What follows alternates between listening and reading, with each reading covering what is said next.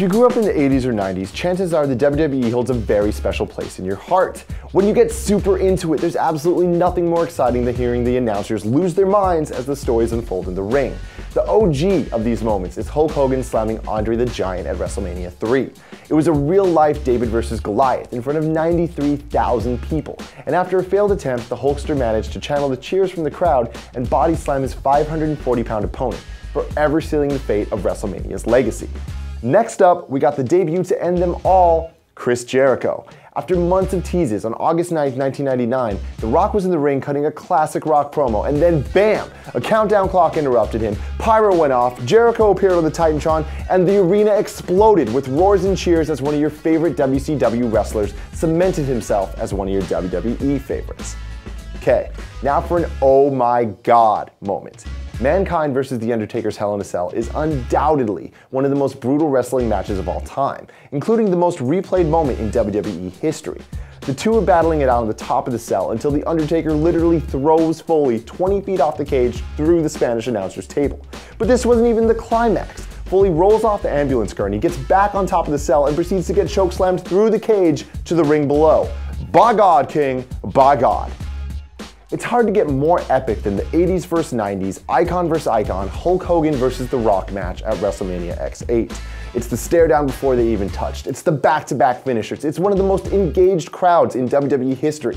But most of all, it's the handshake at the end of it all. Speaking of fan pleasers, Daniel Bryan at WrestleMania 30 will go down in history as one of the best payoffs of all time. After a year being screwed over time and time again, Daniel Bryan beat Triple H in the opening match, securing him a spot in the main event for the World Heavyweight Championship against Randy Orton Batista later in the night, which he would go on to win. This was the perfect culmination of fan investment in the characters, and chants of yes, yes, yes will forever echo in WrestleMania history. TLC, tables, ladders, and chairs. WrestleMania X7's Tag Team Championship defines the Attitude Era. Featuring one of the most memorable spots of all time, Jeff Hardy was hanging onto the title suspended over the ring as Edge jumped off a ladder, spearing him in midair. Yeah, and the whole match was this awesome.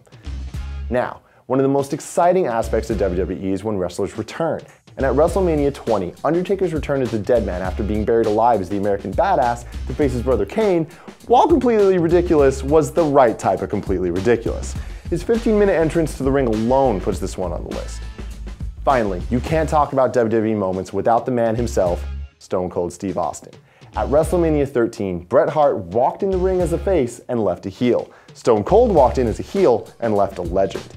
After one of the most brutal and punishing matches of all time, Stone Cold simply refused to tap out to Bret's sharpshooter, enduring the pain until he physically passed out. Come on, Tim. That was a great list.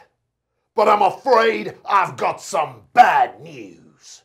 You left out the exclusive reveal that for the first time ever, Bad News Barrett is going to be a playable character in WWE 2K15.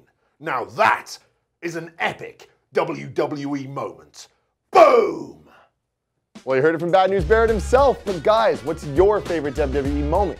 Let me know in the comments, and if you liked the video, share it on Facebook or Twitter, and make sure you come back all month for the rest of our IGN First WWE 2K15 coverage. Until next time, hit me up on Twitter at Tim Geddes, let Tim post.